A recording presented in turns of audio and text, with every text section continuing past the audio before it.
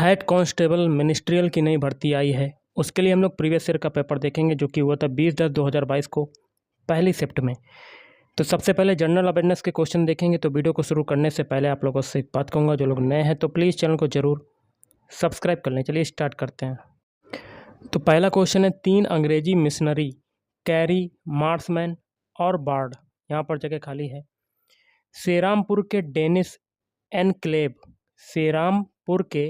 Dennis enclave में रहते थे और काम करते थे। अगला जून 2021 में, यहाँ पर जगह खाली है, केरल की पूर्व स्वास्थ्य मंत्री के शैलजा को सार्वजनिक स्वास्थ्य सेवाओं के प्रति उनकी प्रतिबद्धता को मान्यता देते हुए प्रतिष्ठित central European university CEU open society पुरस्कार से सम्मानित किया गया। अगला निम्नलिखित में से कौन सा हड़प्पा स्थल वर्तमान राजस्थान में स्थित है? ऑप्शन 2 कालीबंगा।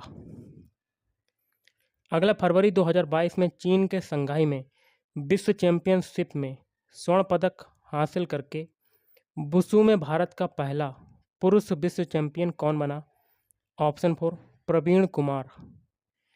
अगला, भारत में 4 ऋतुएं पाई जाती हैं और प्रत्येक ऋतु का अपना एक महत्व है। निम्नलिखित में से किसे वर्षा ऋतु के नाम से जाना जाता है? तो प्रगामी मानसून को। अगला, भारत की डिजिटल मुद्रा को देश में पहली बार वर्ष 2023 की शुरुआत में जारी किया जाएगा। भारत में इस डिजिटल मुद्रा को कौन जारी करेगा? तो ऑप्शन 1 भारतीय रिजर्व बैंक। अगला, the servants of Indian society की स्थापना 1905 में किसके द्वारा की गई थी? ऑप्शन 4 गोपाल कृष्ण गोखले।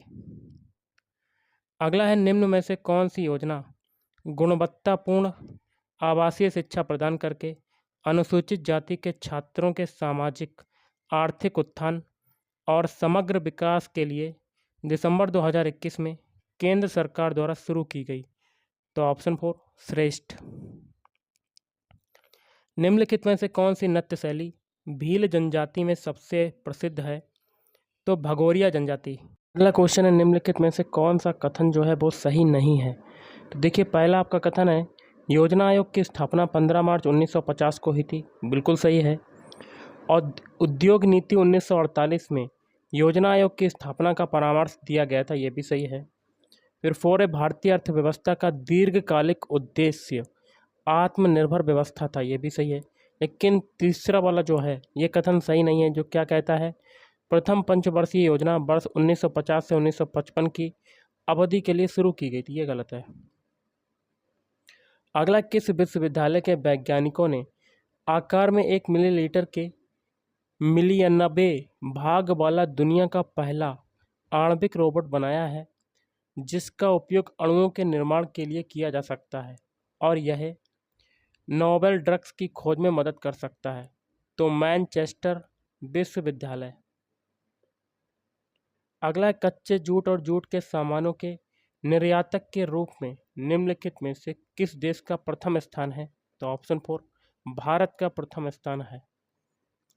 अगला, भारतीय रिजर्व बैंक ने ग्राहक सुरक्षा पर ध्यान केंद्रित करते हुए सूक्ष्म ऋण के क्षेत्र के लिए विशिष्ट विनियमों के साथ गैर बैंकिंग वित्तीय कंपनियों NBFC की एक नई श्रेणी गैर बैंकिंग वित्तीय कंपनी सूक्ष्म वित्त संस्था को कब शुरू किया? तो ऑप्शन 1 दिसंबर 2011 में शुरू किया। अगला, ओणम को किस असुर राजा की घर वापसी के रूप में मनाया जाता है? ऑप्शन 3 महाबली। अगला, भारत के संविधान के अधिकार का स्रोत किसे माना जाता है? ऑप्शन 2 जनता को माना जाता है। अगला, स्वापक औषधि और मनः प्रभावी पदार्थ विधेयक 2021 लोकसभा में कब पारित हुआ था? तो 13 दिसंबर 2021 में। अगला, भारत में आदिम जीविका कृषि के लिए भूमि उत्पादकता की स्थिति को किस प्रकार परिभाषित किया जा सकता है? तो ऑप्शन 1 निम्न। अगला, निम्नलिखित में से किस मुगल शासक के दरबार में उस्ताद मंसूर एक प्रमुख चित्रकार थे? ऑप्शन 2 जहांगीर। अगला, हाथी परियोजना के तहत किस टाइगर रिजर्व के पास रिसोर्टों और होटलों के निर्माण पर रोक लगा दी गई है, तो कॉर्बेट टाइगर रिजर्व। अगला 2011 की जनगणना के अनुसार भारत में कुल साक्षरता और महिला साक्षरता दर में कितना अंतर था, तो ऑप्शन 8.5% था। अब देखिए कंप्यूटर फंडामेंटल्स के क्वेश्चन कुछ देखते हैं, जैसे कि क्वेश्चंस हैं, इंटरनेट पर सूचना भेजने, संचारण और प्राप्त करने को नियंत्रित करने वाले नियमों को क्या कहा जाता है, प्रोटोकॉल कहा जाता है। नेक्स्ट है, यदि MS वर्ड 2007 में एग्जामिनेशन शब्द पर यदि टूगल केस लागू किया जाता है तो परिणाम क्या होगा, ई एग्जामिनेशन ऐसा होगा। ओके। अगला, एक सेवा जो हमें एक अद्वितीय पते के साथ इंटरनेट पर इलेक्ट्रॉनिक मोड में संदेश भेजने की सुविधा देती है, यह लोगों के बीच जानकारी वितरित करने का एक कुशल, मितव्ययी और समायोजित साधन प्रदान करती है, तो ऑप्शन 1 ईमेल। अगला, MS एक्सेल 2010 में, यहाँ पर जगह खाली यहाँ भरेंगे, सीलिंग फंक्शन किसी संख्या को निकटतम पूर्णांक या दिए गए मान के निकटतम गुणज तक पूर्णांकित करता है। अगला, MS एक्सेल 2010 एप्लीकेशन में न्यूनतम जूम प्रतिशतता कितनी होती है, तो ऑप्शन 2 10% होती है। अगला, MS वर्ड 2010 में लिखित टेक्स्ट और पेपर के किनारों के बीच की दूरी को क्या कहा जाता है, ऑप्शन 3 मार्जिन कहा जाता है। क्या कहा जाता है, मार्जिन। अगला, निम्नलिखित में से कौन से घटक कंपोनेंट में ईमेल प्राप्त होता है और वहाँ उसे प्रबंधित किया जाता है, तो ऑप्शन 4 इनबॉक्स। अगला, माइक्रोसॉफ्ट एक्सेल 2016 में निम्नलिखित में से कौन सा फार्मूला निष्पादित होने पर एरर देगा, तो equal to sum A9 ratio A15 minus B4/10। अगला आपका क्वेश्चन है, MS वर्ड डॉक्यूमेंट को बंद करने के लिए कीबोर्ड शॉर्टकट की क्या है, Ctrl+W। डेटा सत्यापन या डाटा वैलिडेशन वाला विकल्प MS एक्सेल 2010 के रिबन बार में डेटा टैब में उपस्थित होता है। अब देखिए इंग्लिश के कुछ क्वेश्चन, उनको भी देख लेते हैं। क्वेश्चन है, select the most appropriate synonym of the underlined word in the given sentence, the library occupies का देखिए क्या हो जाएगा, इसका हो जाएगा fills an important position in a student's life.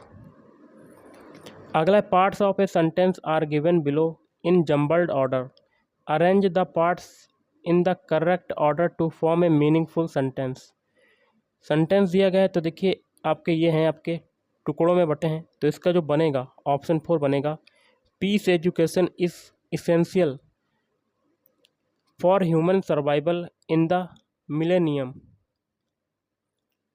अगला, the following sentence has been split into 4 segment, identify the segment that contains a grammatical error। तो देखिए, place the book on a dining table, यहाँ पर error है आपकी, आगे कहता है that you can see in that room. Next है, select the most appropriate option to fill in the blank, governments, international donors and NGOs are beginning to find innovative ways to deal with a wider range of constraints। अगला, select the most appropriate option to fill in the blank. Question है, Romeo and Juliet was written when Shakespeare was reaching the, यहाँ पर जगह खाली है, peak of his powers as a writer of comedy. अगला देख लेते हैं, select the most appropriate idiom और phrase to complete the given sentence, I know you did not mean to break my phone, so there was no use in crying over split milk। अगला, select the incorrectly spelt word, तो withhold को ऐसे नहीं लिखते हैं। अगला, select the most appropriate option to fill in the blanks, duck, duchess, horse क्या हो जाएगा, मेयर। मतलब डक का जो स्त्रीलिंग रूप हो जाएगा डचेस हो जाएगा, हॉर्स का स्त्रीलिंग रूप क्या हो जाएगा, फीमेल रूप मेयर, घोड़ी हो जाएगा। अगला, select the most appropriate idiom और phrase to complete the given sentence. When my father lost his job we had to live on my mother's earning, then we really started to feel the pinch. अगला, select the option that can be used as one word substitute for the given group of words. One who is capable of using both hands, तो ये हो जाएगा ambidextrous. अगला है, select the incorrectly spelt word, तो मैग्नेबल को ऐसे नहीं लिखते हैं, ये आपका गलत हो जाएगा। अगला है, select the option that can be used as a one word substitute for the given group of words. Walk on a movie walk और मूव इन ए लेजरली और एमलेस वे, तो यहाँ हो जाएगा बेंडर।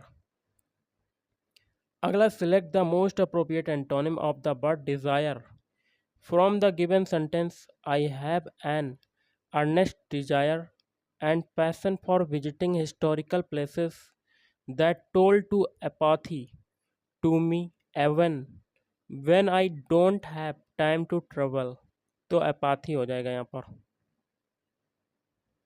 अगला, select the most appropriate antonym on the highlighted word in the following sentence. The dismal atmosphere in the living room was evident as soon as I entered, तो यहाँ हो जाएगा ऑप्शन 2 चीयरफुल। अगला आपका क्वेश्चन है, select the most appropriate option that can B substitute the underlined segment in the given sentence. I have created a nice small shelter for my dog, तो इसका क्या हो जाएगा कीनल।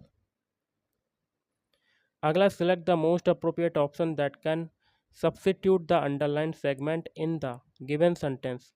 दे केयरफुली टेंडेड, अब यहाँ पर देखिए अंडरलाइन वर्ड किस पे है, a large group of sheep, इसको कहेंगे a flock of sheep for their personal use. अगला, select the most appropriate option to fill in the blank. Perhaps the most fundamental rule of credible and popular administration is a government whose primary objective is for the collective good. Next आपका question है, select the most appropriate meaning of the underline word in a sentence. A text message can not supplant का हो जाएगा replace an actual phone call because it is incapable of expressing emotion. देखिए ये question दिया गया है, इसका मान ज्ञात करना है, मैथ का है। तो सबसे पहले यहाँ देखते हैं 5 सही 2/5 है, तो 5 का 5 में मल्टीप्लाई करेंगे 5 25 25 और 2 27/5 आ जाएगा ये, और -7/5 कोष्टक में है, और फिर गुणा है 25/4 ये हो जाएगा, और माइनस का 10/2 ये हो जाएगा। फिर भाग आपका है 3 से ही 3/4, तो 4 3 12, 12 और 3 15, तो 15/4 ये हो जाएगा आपका। अब इसमें एलसीएम लेंगे, ये आपका 5 हो जाएगा, तो 27 - 7 गुणे, अब देखिए 2 से ये काटेंगे तो 5 10, एलसीएम कितना हो जाएगा 4 हो जाएगा, तो 25 - 5 चक्कू 20 ये हो जाएगा, और गुणा है, ये गुणा में कन्वर्ट कर देंगे तो ये 4/25। ओके, 4 से 4 काटेंगे तो ये देखिए 27 में से 7 जाएगा, कितना बचेगा 20/5 इंटू 25 में से 20 जाएगा, कितना बचेगा 5 गुणे, फिर है 1/15, 5 से काटेंगे 5 3 15, तो देखिए 20 बटे कितना आ जाएगा 5 3 15, इसे फिर 5 से काटेंगे 5 चक्कू 20 5 3 15, तो 4/3 आपका राइट आंसर, तो ऑप्शन 1 इज राइट आंसर। अगला, दो संख्याएं जो हैं 2:3 के अनुपात में हैं, उनका जो एलसीएम है 36 से संख्याएं ज्ञात करना है। मान लेते हैं पहली संख्या है 2x, दूसरी संख्या है 3x, दोनों संख्याएं ज्ञात करनी है। तो एक का एलसीएम देखिए, एलसीएम आपका दिया गया है 36 और ये भी 36, तो यहाँ से x की वैल्यू निकाल सकते हैं दोनों में से, तो ये हो जाएगा 18, ये हो जाएगा 12, तो 12 का 18 आपका राइट आंसर, तो ऑप्शन 4 इज़ राइट आंसर। अगला उस समबाहु त्रिभुज का क्षेत्रफल ज्ञात कीजिए जिसकी प्रत्येक भुजा जो है 12 सेंटीमीटर लंबी है। समबाहु त्रिभुज का क्षेत्रफल बराबर क्या हो जाएगा, √3/4 इंटू भुजा स्क्वायर। भुजा कितनी है 12, तो 12 का स्क्वायर करेंगे 144। इसे काटते हैं, 4 दूनी 8, 4 तीन 12, तो 3 बार कटेगा, फिर 4 छंग 24, तो कितना आ जाएगा आपका answer 36√3 centimetre square. Option 4 is right answer. अगला है 147 किलोमीटर प्रति घंटा की चाल से स्पीड कितनी है आपकी, एस बराबर 147 किलोमीटर प्रति घंटा। इसको मीटर पर सेकंड में कन्वर्ट करेंगे तो 5/18 का मल्टीप्लाई, ये आ गया। और चलने वाली जो है 200 मीटर लंबे ट्रेन एक खंभे को कितने समय में पार करेगी, तो चाल आपकी दी हुई है, दूरी कितनी है 210 मीटर है और बटे समय बताना है यहाँ पर। ओके, अब इसको 5 से काटते हैं 210 को, 5 चक्कू 20, 5 दूनी 10। अब देखिए 42, 147 कटेगा 42 से, अब क्या होगा 42 में 18 का मल्टीप्लाई कर देते हैं तो आपका कितना आ जाएगा, 8 दूनी 16 के 6 यहाँ से लगा 1, 8 चक्कू 32, 1 33, फिर देखिए 1 दूनी 2, 1 चौवा 4, 6 3 2 5 और ये 7, 756। तो 756 बराबर क्या आ जाएगा, 756 बराबर 147t। यहाँ से t बराबर आपका कितना निकलेगा 756/147। इसका भाग देंगे तो आपका आंसर आ जाएगा 5 सही 21/147 सेकेंड। ओके, अब रीजनिंग के क्वेश्चन है जिसमें है एक ही पासे की दो अलग अलग स्थितियां दर्शाई गई हैं जिसके 6 पलकों में 1 से 6 से क्रमांकित किया गया है, उस संख्या का चयन करें जो एक दर्शाने वाले फलक के विपरीत होगा। पहले और दूसरे का कंपैरिजन करेंगे, दोनों में देखिए एक कॉमन है। अब हम लोग क्या करेंगे, पहले फिगर में 1 के बाद क्लॉकवाइज चलेंगे तो संख्या क्या आ जाएगी 2, 2 के बाद क्या आ जाएगी 3, दूसरे फिगर में 1 के बाद आएगा 6 और 6 के बाद आएगा 5।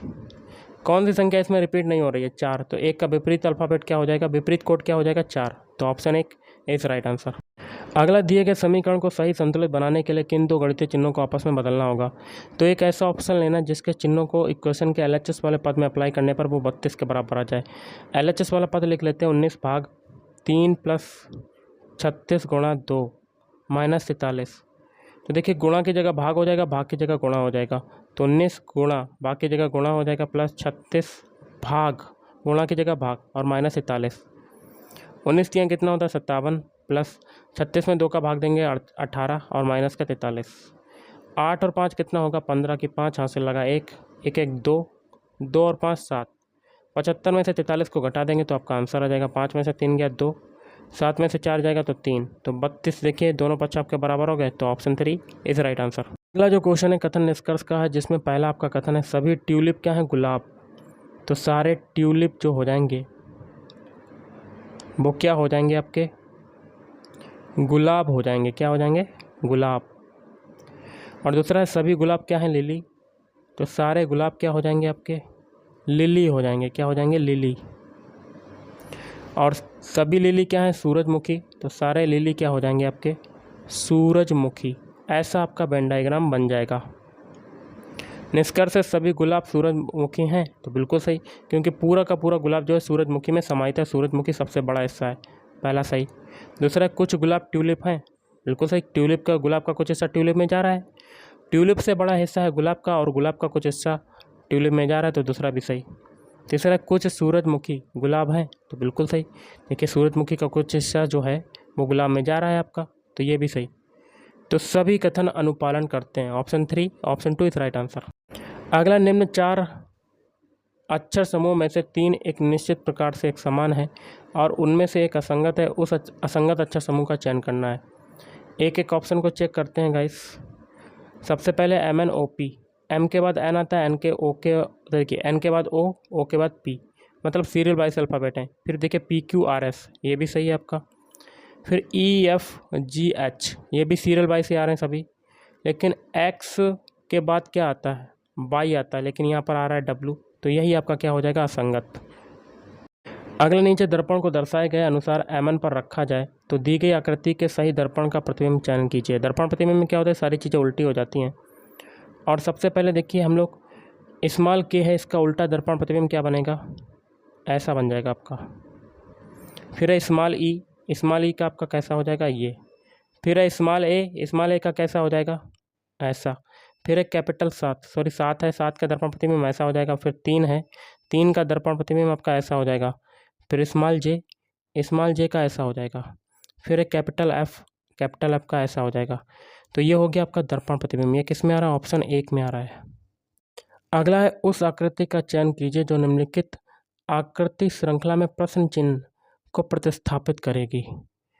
सबसे पहले क्या करेंगे, सभी में देखिए आपका ट्रायंगल है, तो आखिरी में जो पूछा गया इसमें भी क्या होगा? एक ट्रायंगल होगा। पहले में आपका देखिए बड़ा ट्रायंगल है, वो भी आपका ब्लैंक है। दूसरे में आपका क्या है? Black triangle. तीसरे में देखिए फिर से खाली ट्रायंगल। और चौथे में क्या है? फिर से ब्लैक ट्रायंगल। और पाँचवें में भी क्या रहेगा? खाली ट्रायंगल रहेगा आपका। अब देखिए यहाँ पर आपका ये ट्रायंगल था, दूसरे में यहाँ पर आ गया, तीसरे में यहाँ पर आ गया, चौथे में कहाँ चला गया? चौथे में देखिए नीचे चला गया, पाँचवें में कहाँ आ जाएगा? इधर आ जाएगा आपका। ओके, अब देखिए ये वाला ब्लैक ट्रायंगल जो है ये ऊपर आ गया, ऊपर के बाद फिर ये नीचे के बाद फिर आपका कहाँ आ जाएगा? देखिए दोबारा करते हैं। ये ट्रायंगल जो है, ये दो ट्रायंगल हैं, दोनों फिर पहले यहाँ पर आ गए, फिर दोनों फिर यहाँ पर आ गए देखिए। और तीसरे फिगर में दोनों यहाँ पर हैं और यहाँ आ गए, तो अब जो पाँचवें फिगर में आपके कहाँ होंगे? यहाँ पे होंगे। एक ऊपर होगा, एक नीचे होगा, ऐसा बनेगा आपका। अंदर देखिए ब्लैक खाली ट्रायंगल है और इसकी पोजीशन आपकी क्लॉकवाइज डायरेक्शन में 90 डिग्री मुड़ गई। फिर देखिए यहाँ 90 डिग्री मुड़ी, फिर यहाँ 90 डिग्री मिली, फिर ऊपर की तरफ हो जाएगा यह ट्रायंगल। तो ऐसा आपका चित्र बनेगा। अगला कौन सा अक्षर समूह दी गई श्रृंखला को पूर्ण करने के लिए प्रश्नवाचक चिन्ह को प्रतिस्थापित करेगा? तो देखते हैं, सभी के पहले अल्फ़ाबेट उठाते हैं। के से देखिए एफ बना रहे हैं। के का कोड कितना होता है? 11। एफ का होता है 6। तो 11 से 6 बनना है, तो आपका कितना घट रहा है? 5। अब एफ से बनाते हैं ए का कोड होता है 1, तो इसमें भी क्या घट रहा है? 5। तो पीछे सभी में 5-5 घटा, तो आगे भी घटेगा। और जैसे जैसे अगर हम लोग पीछे जाएंगे तो आपका जुड़ेगा, आगे जाएंगे तो घटेगा। तो 11 है, 11 में 5 जोड़ेंगे तो यहाँ पर 6 16 आ जाएगा। 16 किसका होता है? पी का। पहला अल्फ़ाबेट हमें क्वेश्चन मार्क की जगह पर क्या मिल जाएगा? पी। तो देखिए पहला अल्फ़ाबेट ऑप्शन 3 में आ रहा है, बाकी के 3 ऑप्शन में नहीं आ रहा है, तो आगे करने की कोई ज़रूरत नहीं। एक ऑप्शन बचा, यही आपका answer, option 3 is right answer. अगला उस विकल्प का चयन कीजिए जो पांचवें अक्षर समूह से उसी प्रकार संबंधित है जिस प्रकार दूसरा अक्षर समूह पहले अक्षर समूह से संबंधित है और चौथा अक्षर समूह तीसरे अक्षर समूह से संबंधित है। तो जो तरीका पहले से दूसरे बनने में लगेगा, तीसरे से चौथा बनने में लगेगा, वही तरीका पाँचवें से क्वेश्चन मार्क बनाने में अप्लाई करेंगे। सबसे पहले हम लोग जाइंट से पहले से दूसरा बनाते हैं। जाइंट के सारे अल्फ़ाबेट लिख लेते हैं। GIANT। जी का कोड कितना होता है? 7। आई का कोड होता है 9। ए का कोड होता है 1। एन का कोड कितना होता है? 14। टी का कोड कितना होता है? 20। इससे क्या बनना है? IKZPB। आई का कोड कितना होता है? 9। के का कोड कितना होता है? 11। जेड का कोड कितना होता है? 26। और पी का कितना होता है? 16। वी का कितना होता है? 22। तो देखिए 7 से 9 बनना है, 2 की वृद्धि। 9 से 11 बनना है तो 2 की वृद्धि। अब 1 से 26 बन रहा है तो आपकी 1 की कमी हो रही है। 14 से 16 बन रहा है, फिर से आपकी क्या हो रही है? 2 की वृद्धि। और 20 से 22 बनना है तो 2 की वृद्धि। अब देखते हैं लार्ज से ये बनाते हैं। लार्ज के सारे अल्फ़ाबेट लिख लेते हैं। LARGE। एल का कोड कितना होता है? 12 होता है। ए का होता है 1। आर का होता है 18। जी का होता है 7 और ई का कोड होता है 5। इससे क्या बनना है आपका? NCQIG। एन का कोड कितना होता है? 14 होता है। सी का कोड होता है 3। क्यू का कोड होता है 17। आई का होता है 9। जी का होता है 7। 12 से 14 बनना कितना जुड़ा? 2। 1 से 3 बनना कितना जुड़ा? 2। अब 18 से 17 बनना है तो 1 घट रहा है। 7 से 9 बनना है 2 की वृद्धि और 5 से 7 बनना है 2 की वृद्धि। यही तरीका हम लोग टाइगर में लगाएंगे। टाइगर के सारे अल्फ़ाबेट लिख लेते हैं। TIGER। टी का कोड कितना होता है? 20। आई का होता है 9। जी का होता है 7। ई का होता है 5। आर का होता है 18। इसमें भी वही तरीका लगाएंगे। तो 20 में 2 जोड़ेंगे स्टार्टिंग में तो 22 आ जाएगा।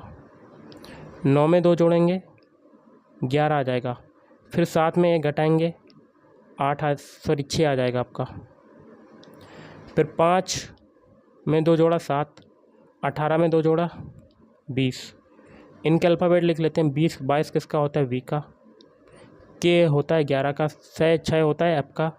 7 होता है जी का और 20 होता है टी का। ये जो अल्फ़ाबेट मिले यही आपका आंसर। ये किस में आ रहा है? ऑप्शन 1 में। Option 1 is right answer.